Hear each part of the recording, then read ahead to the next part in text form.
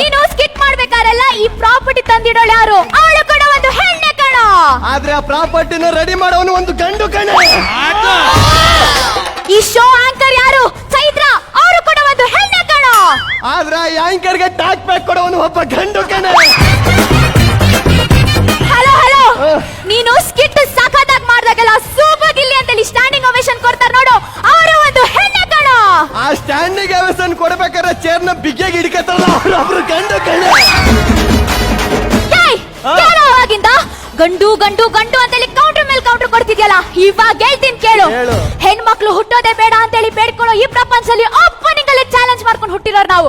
ಮನೆಯಿಂದ ಆಚೆ ಹೋಗ್ಬೇಕಾದ್ರೆ ಅಪ್ಪ ಅಮ್ಮ ಅಣ್ಣ ತಮ್ಮ ಅನ್ನೋ ಪರ್ಮಿಷನ್, ಎಲ್ಲದಕ್ಕೂ ಅಯ್ಯೋ ಹೆಣ್ಮಕ್ಳು ಅನ್ನೋ ಟೆನ್ಷನ್, ಅರ್ಧಂಬರ್ಧಾಗಿರೋ ಎಜುಕೇಶನ್, ಇದನ್ನ ಪೂರ್ತಿ ಮಾಡಕ್ಕಾಗ್ತಾರೆ ನಮ್ಮ ಆಂಬಿಷನ್, ಇದ್ರ ಮಧ್ಯೆ ಫ್ಯಾಮಿಲಿ ಎಮೋಷನ್, ಇದೆಲ್ಲದಕ್ಕೆ ಕಟ್ಟು ಬಿದ್ದು ಅವ್ನು ಯಾವನಿಗೂ ಗಂಟು ಬಿದ್ದು ಗಂಟ ಅನ್ನೋ ರಿಸ್ಟ್ರಿಕ್ಷನ್ ಅಲ್ಲಿ ಸಾಯೋವರೆಗೂ ಕೊನೆವರೆಗೂ ನಮಗಾಗೋ ಟೆನ್ಷನ್ ಫ್ಯಾಮಿಲಿ ಮೆನ್ಷನ್ ಮಾಡದೆ ಬದುಕ್ತಿ ನೋಡು.